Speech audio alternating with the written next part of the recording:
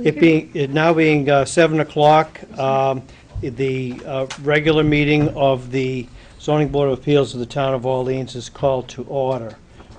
There are two hearings to be conducted. The first is case 1969, the application of Douglas and Rebecca Fellows, already continued once. And the other is case number 1971. Let the record reflect that present are Chairman Michael P. Marnick, members Beth McCartney, Matthew Cole, and William McCarthy, Associate Member. Also present is the Building Commissioner of the Town of Orleans, Brian Harrison, and the Board Secretary, Sandy Stewart. The board has been advised that Mr. Cole cannot or declines to consider case number 1971. Mr. Soderstrom, regular member Soderstrom, who we expected to be present, has faced a personal emergency and will not be in attendance. Therefore, we wouldn't have a quorum for the application of Romani and Louise Ayer.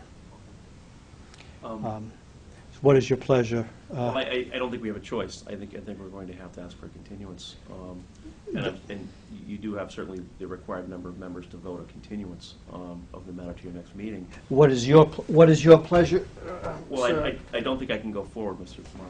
No, I understand that, but the date for a continuance. Well, the next available date. The next available date would be the regular meeting of November 6, 2003. Yeah, Ralph and Greg aren't going to be here. And that means we would still be in the same situation that What is the first available meeting of the board? Weeks after that. 6th, the 20th? It would be November 20th, the day before Thanksgiving, if I remember correctly. I think it's a week before. All right. It's late this year. November 20th. We would have we would have 5 members for that hearing. Or we expect to have. November 19th. November 19th. You don't have to be here. 20th? I think it's the 20th. Sorry, it's Sorry. I just added 14. Okay, so you could be here. I could be here. That's okay with us. The one thing I would ask the chair is, as long as the hearing is open, is we had prepared some slight change in the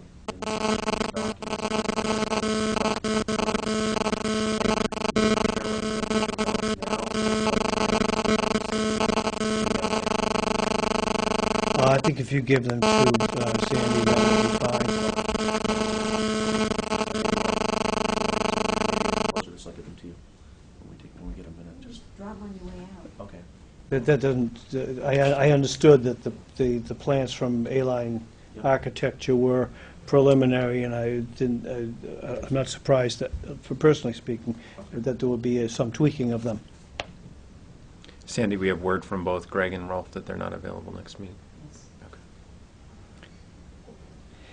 In case number 1969, then that had been continued because of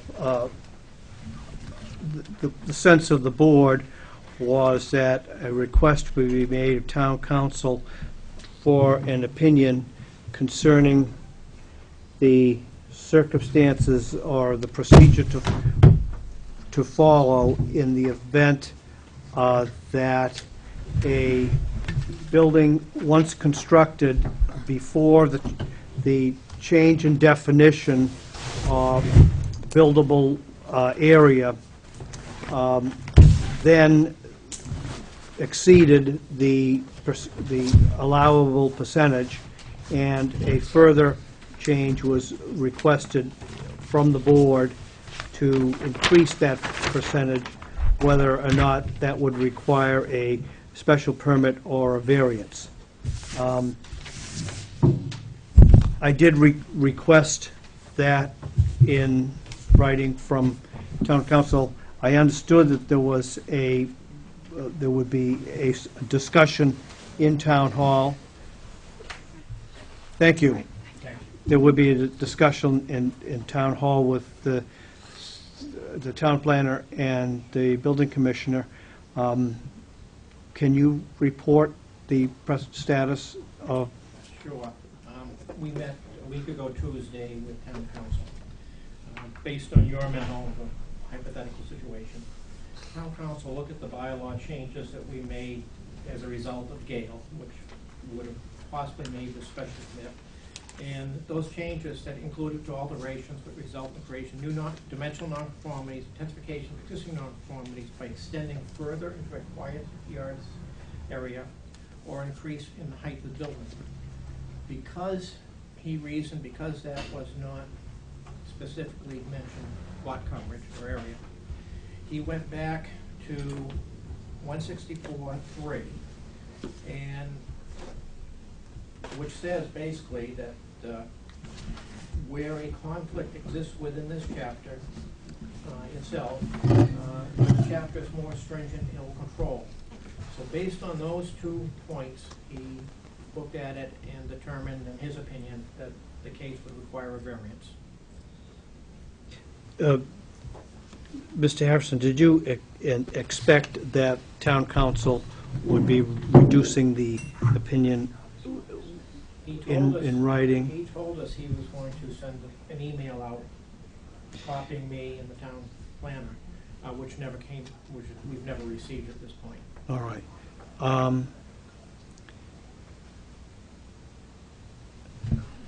Mr. Little, do you have a comment? I'm going to ask for the sense of the board as to whether it would be appropriate to proceed. It was pretty, the board was, and also there was only 4 members tonight.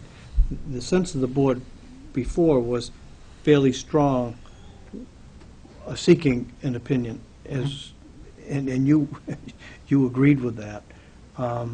Do you have a sense as to whether we ought to be proceeding or waiting for a written opinion? I think I'm comfortable proceeding with a request for a variance, even with the 4 members here. I anticipated this. I heard through the grapevine that this opinion was coming down from town council, and I have 2 ways that I think I can approach this under a variance request, and I'm comfortable working with the 4 members that are here this evening. Very well. Now, I'll address the board. What is the sense of the board concerning whether we should proceed with the case, the hearing on case number 1969, in the absence of a written response to my request for an opinion? Mr. Harrison accurately describes my request as being phrased as a hypothetical and not in connection foursquare with the Fellows application, although the fact pattern is almost identical.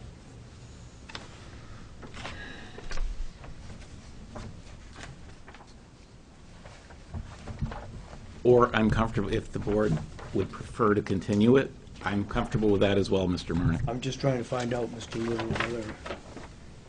I would prefer not to speak first and get Very some... well.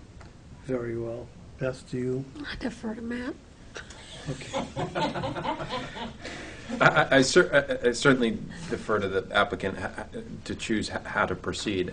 I trust that we've gotten the feedback that we were looking for, and trust that it's accurate. I would just say that that it's unexpected, the route that it's taken. I'd want to have sufficient time to both hear the variance argument and consider the application. Very well. Then, without asking Mr. McCarthy to weigh in, I'm inclined to proceed and consider this as an application for a variance. Mr. McCarthy? I'll endorse that sentiment. For purposes of, I think that what will happen is we'll have the proposed opinion as guidance in future cases. and I think, ultimately, if the decision were to grant it, there are statutory appeal procedures in place if someone felt aggrieved, and Right, and I think Mr. Little is going to address the criteria, which is something we don't come across very often.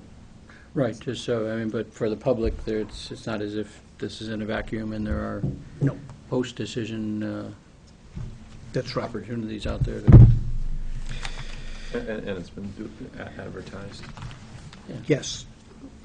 Then, in that case, let us proceed with the continued hearing in case number 1969, the application of Douglas and Rebecca Fellows for a variance of the property located at 62 Capitol Road. Let the record reflect that all members currently present were present at the earlier, when the hearing was commenced, and expressed at that time no set of facts which would rise to a conflict of interest. Mr. Little. Thank you, Mr. Chairman. David Little, representing Douglas and Rebecca Fellows. By way of explanation, I would like to explain how the Fellows have gotten to the point of needing a variance to construct a farmer's porch on their house, which seems to be, to me, a minor thing. But prior to 2008, buildable upland for properties in the town of Orleans it did not include flood zone. It just went to wetlands, mean high water. It actually included 4 feet above mean high water, a conservancy district. So what I'd like to point out is that when the Fellows built their house in 1995, this was where buildable upland was counted to. And the area at that time was 23,257 square feet. And by way of which, the existing coverage then was 8.3% of the buildable upland. And today, they would be requesting to go to 8.6% of the buildable upland. Now, in 2008, at town meeting, they amended the definition for buildable upland to include flood zone. And that then took this much area out of the equation for the buildable upland on that lot. So they presently have 18.7% of building coverage, because this is the only area that we can count. As you know, buildable upland building coverage is based on the amount of buildable upland on the lot. And by way of which, we would be going to 19.4%. So we exceed the 15% that 164.21 Note 5 refers to. So that's what brings us to the variance. So that being said, the farmer's porch constitutes a 72 square foot increase in building coverage on this property. And that's what's taking us from 18.7% to 19.4%. So with respect to the variance criteria, a literal enforcement of the provisions of this chapter would involve a substantial hardship, financial or otherwise, to the petitioner or appellant. The Fellows presently by right, can convert this screen porch to living space. They, by right, can expand the area above the garage to living space, as they're proposing to do, and they can expand the area underneath the tiny little porch that exists on the house by right. And the hardship to them is that they have a design that they've spent a great deal of time with an architect on, that this farmer's porch becomes an integral part of. The farmer's porch, it gives, and I draw your attention to the elevations. I think the farmer's porch provides them with an area to get out of the weather before they enter the house. It gives the house a more appealing look to the street. But more importantly, I think the hardship to them is that the plans for doing this whole project will be substantially altered by not being able to create this farmer's porch in front. Secondly, the hardship is owing to circumstances relating to the soil conditions, shape, or topography of such land or structures, and especially affecting such land or structures, but not affecting generally the zoning district. Well, this doesn't affect the zoning district, but the hardship is definitely owing to the topography of the land. The topography of the land always included this flood zone, and as soon as, because it's low and the flood zone comes up into the lot, as soon as the town adopted flood zone as part of area that can't be considered buildable upland, the topography of the lot is what created the hardship for them. Had this been a higher lot, they wouldn't have had this hardship. It was strictly owing to the topography of the lot. And then third, desirable relief may be granted without either substantial detriment to the public good or nullifying or substantially derogating from the intent and purpose of this chapter. And I would definitely suggest that the farmer's porch, it's not additional living space. I think it improves the look in the neighborhood and the look from the public that might be driving around Captain Linnell Road. So that would be my way to address the variance criteria. And then secondly, I know that I haven't been aware of this board doing it, but I have been to earlier zoning boards where they considered what the applicant was bringing before them to be de minimis and would just allow the applicant to proceed by right, considering the 72 square foot is a de minimis amount, and it would not be, it's not livable space, it's open, and that would be a second opportunity that I would offer to the zoning board to consider, which I believe is within their right to do. So that being said, I would just ask the opportunity to hear from all the board members.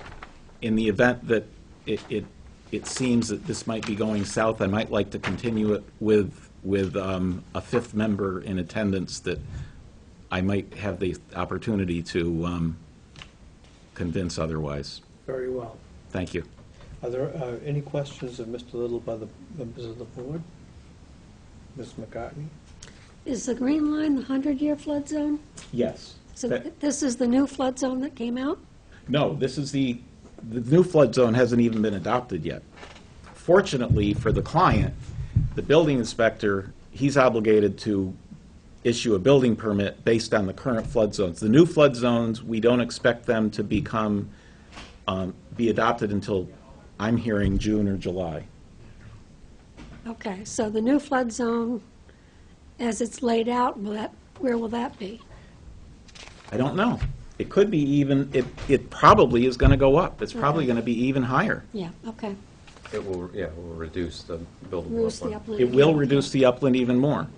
We did go, and I provided it to the board, we did go to the Conservation Commission for the portions of the project within their jurisdiction, and they issued an order of conditions for them. Okay. I'm all set. Mr. McCarthy? I was actually just taking a peek at the Conservation Commission findings to see if there was anything that sort of spoke to the flood zone issue or its impact on their considerations, no? I don't believe there were any special conditions that spoke directly to the flood zone, no.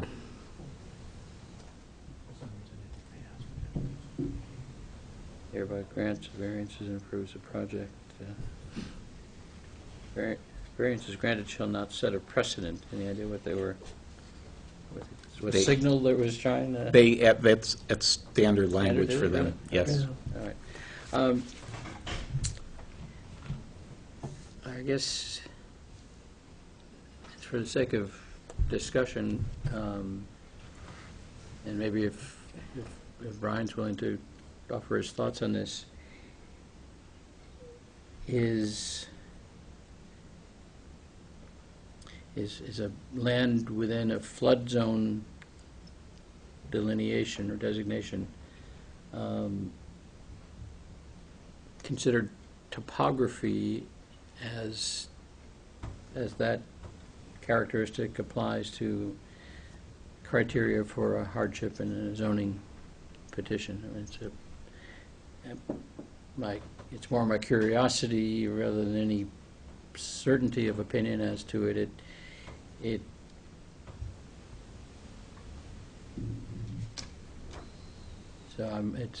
I was wondering if, I mean, I'll pose Well, it to you. I guess my comment would be that the topography is low here. And because of the low topography, the flood zone comes up onto the property to the extent that it comes up all the way to the dwelling. I was going to say, And that that- line goes, the house is in with. Right, and it's because of the topography that comes way up in here. If the lot was flatter and then had a bank that came down, we wouldn't have the issue. We wouldn't have an extremely small amount of buildable upland. I think it's because the topography is low that's creating that awkward situation where we don't have very much buildable upland. In the areas, the square footage of the Farmer's Porch Edition. 72 square feet. Okay. Being, I think we're perhaps making a mountain out of a molehill, but then again, for findings purposes and things like that, I think is where, and I was wondering, Brian, do you, in your general view of things as flood zone? Could it be considered topography? Is that what the question is? Yeah, I would think it could be considered topography under the law, whether, you have to make a final decision, obviously, but Mm-hmm. I would think it's topography. Okay, thank you. No further questions. And Mr. Cole? Brian, is there any threshold for you at which modification would fall into de minimis and you wouldn't require a building permit? It wouldn't require a building permit. Right. I think it would require a building permit, I don't know. From what I understand what the project is, Farmer's Porch, yeah, I think it would require a building permit. Attached to the house and everything, I don't see how it couldn't be.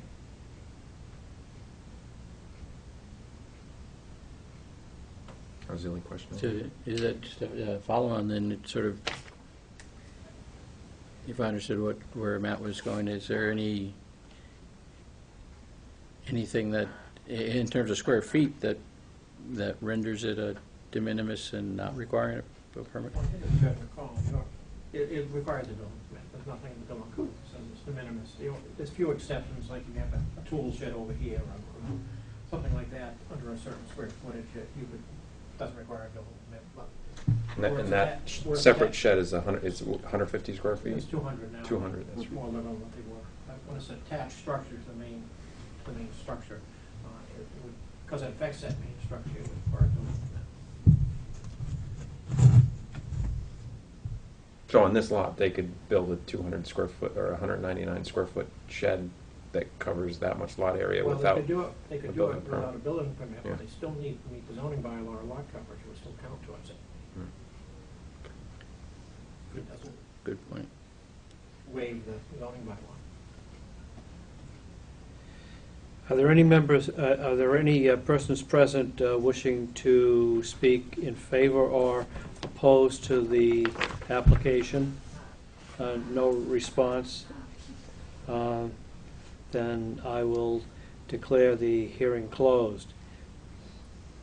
There's no question, at least in my mind, that topography is the features of, in this case, a parcel of land, including the elevations and detail on the surface of the earth.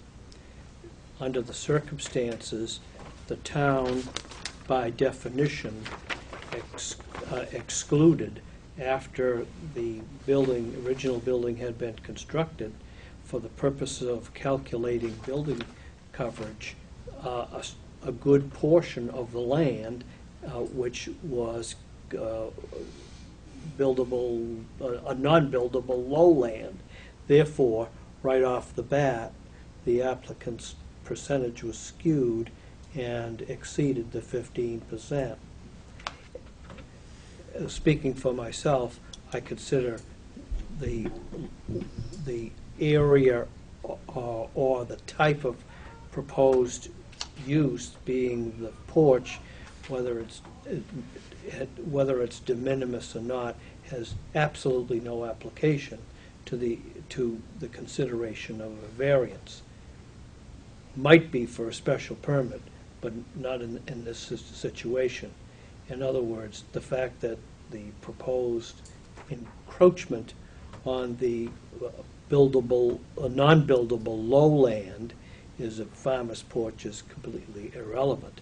However, inescapable is the fact that the town's definition created the nonconformity to begin with, and otherwise, without that, there wouldn't, the farmer's porch would have been built with a routinely issued permit. Therefore, it's my opinion, and I'm looking for help from the board, that the requirements of hardship, particularly for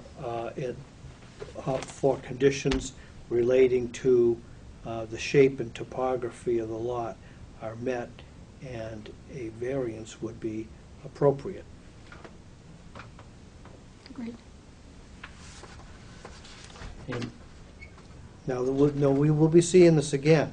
We'll be seeing this again, and the new twist is that the flood maps being redone as we talk will, more lots will be affected by this calculation. This is a particularly aggravated example, and that's because it's so aggravated, we may consider that it is hardship. I suppose that if you considered the relatively minor encroachment by the farmer's porch to be de minimis, then the way you looked at hardship might be a little bit more difficult to satisfy. A curious question, since the variance section includes the reference to footnote 5, and given the sort of the focus of footnote 5 on special permits and when they can be or when they can't be granted,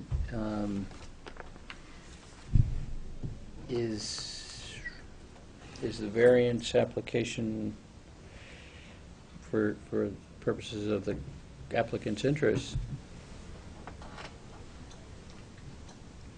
is it cleaner if it's not inclusive of the footnote?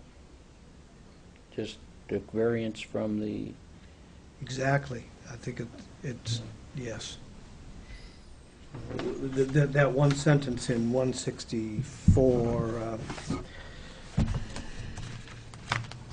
I think, I can't remember if it was, it's 164-44 says, "In no event shall the Board of Appeals be authorized to grant a special permit which would result in building coverage which exceeds 15% of the buildable upland." I don't know whether it was you or Mr. Cole that brought that to the board's attention, but that means, eventually, I think town council would say that means that special permit is not the procedure to grant relief, only a variance could be. Do you see the thinking?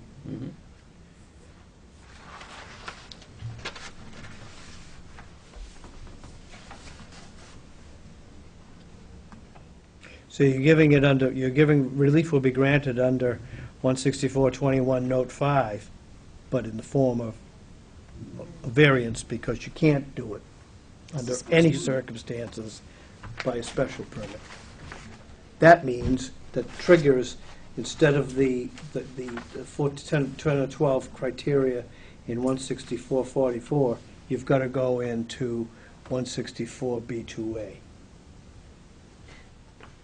I guess I was just wondering whether note 5 is sort of irrelevant for purposes of the variance application. Are you suggesting the application be amended to include the broader section, just Yeah. 164-21A? That was, and again, thinking in the interest of, so that it's not conflating, confusing, whatever the right word is, what the footnote says versus someone coming in and saying, I'd like a variance from the 40,000 square feet requirement. Could do it, they could do it that way, but you have to meet the stricter, what you may consider to be the stricter requirements, I guess you know? I'd be curious to hear what, I can certainly see why you would note it. I'm just wondering, it's really a variation or variance from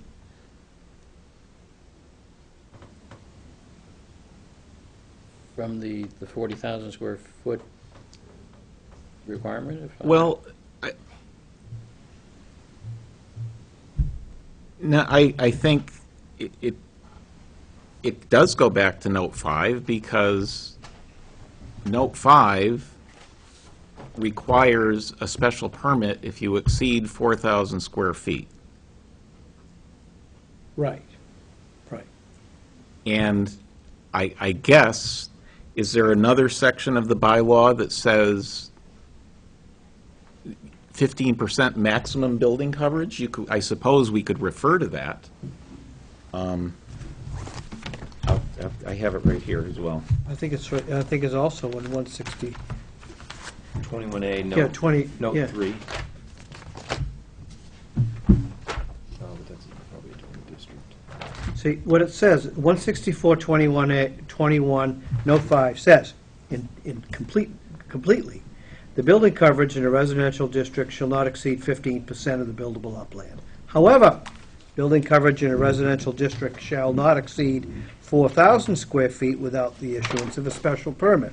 So, if you want to, you can obtain relief from Note 5 for the gross area of building coverage with a special permit. However, on the percentage, you can't go over 15% with a special permit. You have to do it with a variance, and I think that's... And I don't see how we can take Note 5 out of it. No, that's what you're asking. Right.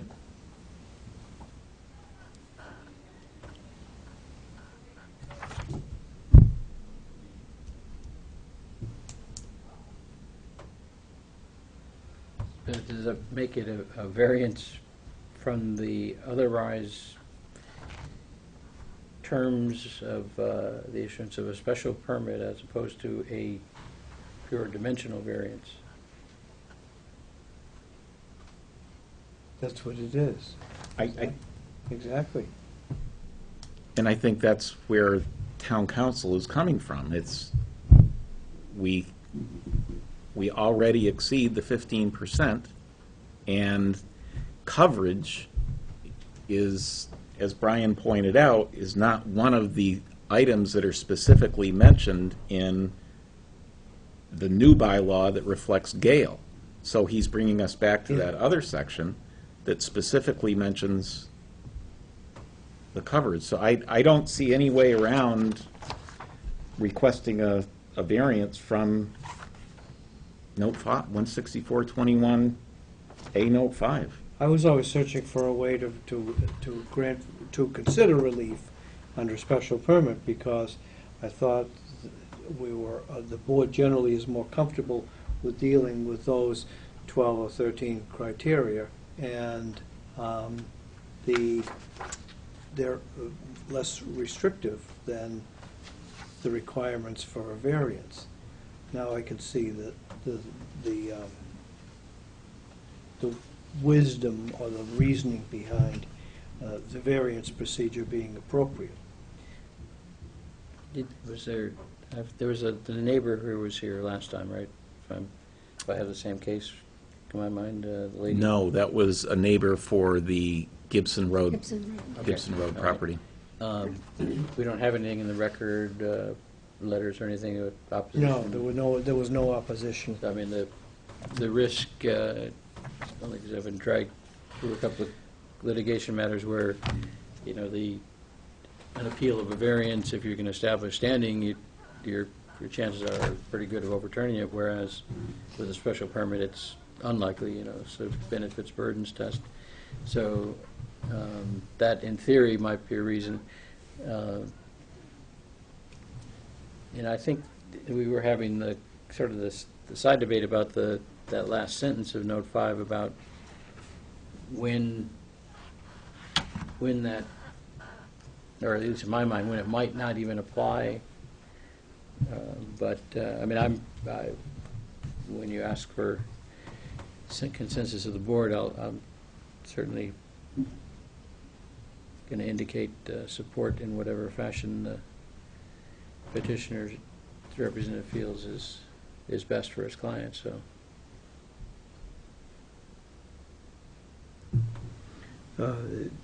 Is there any other commentary before we proceed to consider? Very well. Then, following public deliberation by the Zoning Board of Appeals, a quorum of qualified members being present and voting, and based on the application of Douglas Fellows and Rebecca Fellows, filed August 9th, 2013, based also upon the site plan drawn by Ryder and Wilcox, Inc., dated April 10, 2012, based also upon the plans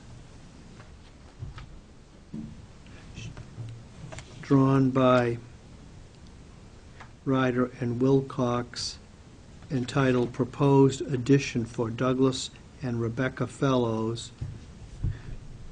dated July 17th, 2013,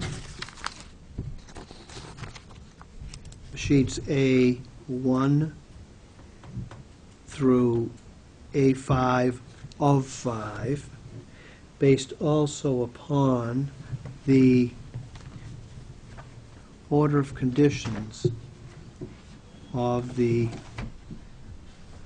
Orleans Conservation Commission,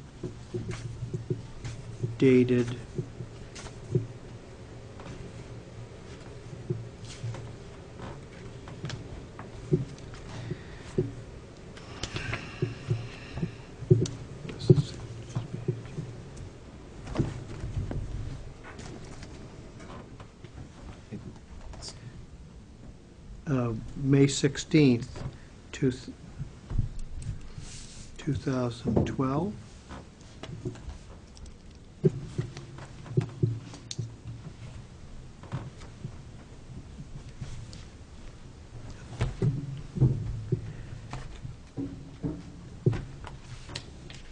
I move that the board adopt the following findings of fact.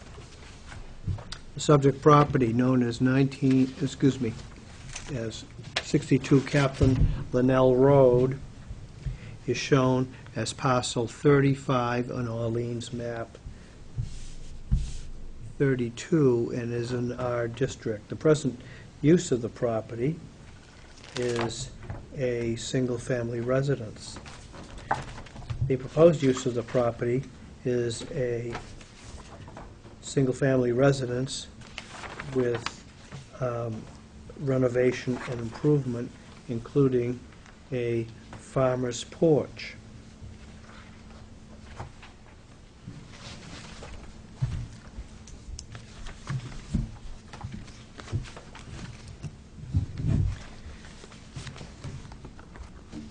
The location of the farmer's porch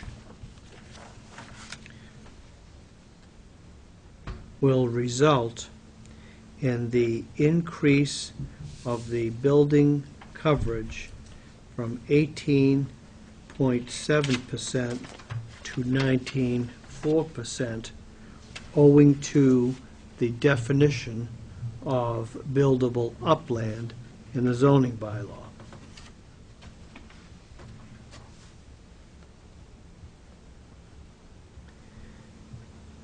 Hardship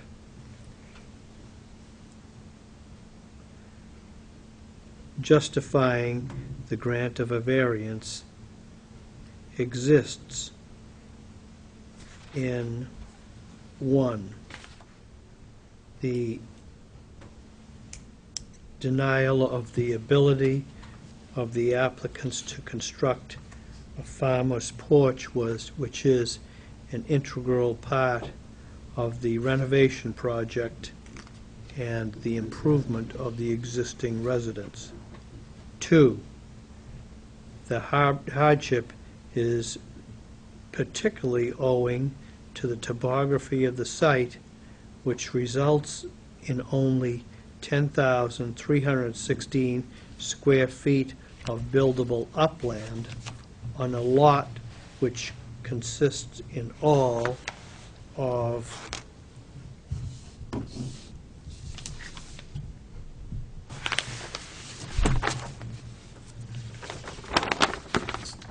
It's down on the corner of the lot.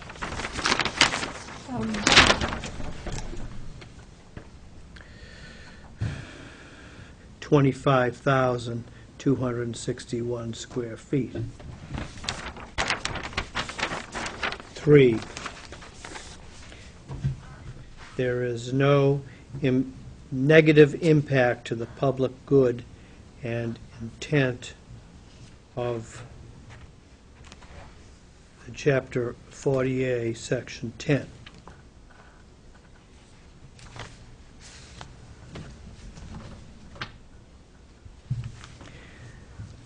Do I hear a second on the motion to adopt the findings of fact? Second? Any discussion on the motion? All those in favor? And opposed? Motion carries unanimously. Therefore, I move that the board grant a variance pursuant to General Laws, Chapter 40A, Section 10, to allow the construction of a farmer's porch and the building coverage therefore exceeding 15%, specifically 19.4%, to run with the land. Is there a second on the motion to grant a variance? Second? And all those, any discussion on the motion? All those in favor Aye. Aye. and opposed? The motion carries unanimously. Thank you. Motion to withdraw the special permit? I would respectfully request to withdraw the application for a special permit for Douglas and Rebecca Fellows. I move to accept a withdrawal of the application for special permit. Second? And any discussion on the motion? All those in favor? Aye. Motion carries unanimously. In other business, do I hear a motion to approve the minutes of the September 4th, 2013 meeting?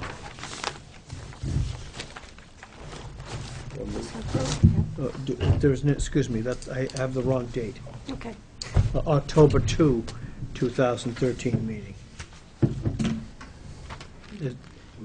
Okay. Very well. Is there any discussion on the motion? All those in favor? Aye. Very well. Is there any new business to be brought before the board? Go Red Sox.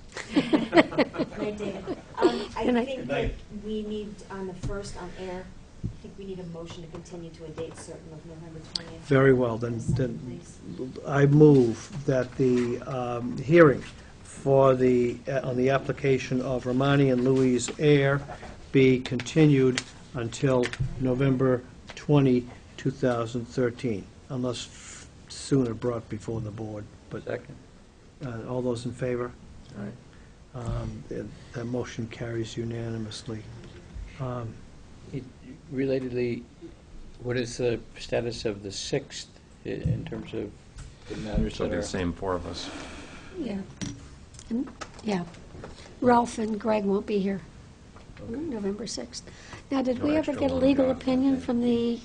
from Michael Ford regarding no town water to service this property? Horseshoe? No, I didn't ask him for an opinion. Oh, I didn't ask him for an Talking opinion. about with the fire chief? yeah. No, Had that correspondence? no. I did have that. I didn't, we can discuss it at the time of the Okay, well, hearing. I You didn't know? know if we needed to have them weigh in. I I didn't. think you're going to hear that from the town on a lot of remote properties, but unfortunately, that can be quite onerous.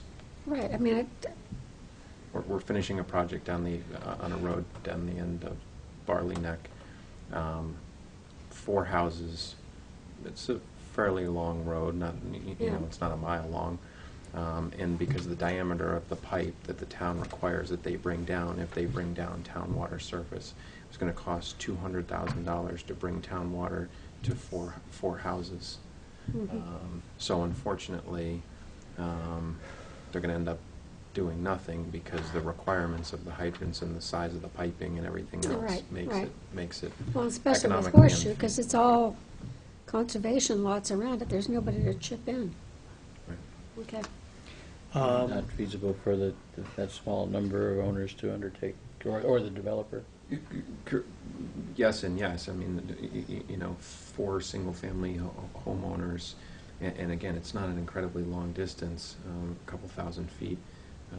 So you're talking $200,000 divided by 4, $50,000 as compared to, you know, you can buy a lot of wells for that amount. Yeah. And obviously, that doesn't provide the same service or the same assurance, but the point is, unfortunately, we tried to get the town to accept different specifications that might have allowed a more cost-effective installation, and the town wouldn't budge. Is there any alternative? I didn't really Hydrants mean that the fire to can use? blow that aside that quickly. Hydrants were the driver, You, was the you, diameter you, of the pipe. maybe we ought to The debate house it at was the 2 time. They wanted 6 In other words, full hydrant service. I didn't, I made a quick thought that maybe that wasn't a pre-existing condition, that it might not be really foursquare with the zoning board, but then on the other hand, some members might be thinking that should be treated as one of the conditions, so maybe we could debate it when we get to it. Well, I mean, You know what I mean? I know what Matt's saying. I mean, I don't see how the town can sell you a lot and and pay taxes, and then all of a sudden you can't build on it unless you bring in, That's what I mean, I didn't really figure that was, I guess I was trying to smooth over the fire department. I know that. Yeah. I could see that, Yeah. and I really didn't think that it was germane or why that ought to be a barrier to what we can Okay. do here. Okay, You know, if well, That's we fine. can discuss it in that, Yeah. in that context, because maybe I was putting up that wall a little bit too quickly, but I didn't do anything Okay. with it, because I didn't figure that was something that we ought to be doing. But on the other hand, it does relate to the public good, and maybe we should be talking about it in terms of a condition. Maybe we could do it that way, and then see what kind of reaction we get. Fair enough? sure. Okay. Then, if there's no further business, then I'll entertain a motion to adjourn. So moved. Very Second. well. All those in favor? Aye. Aye.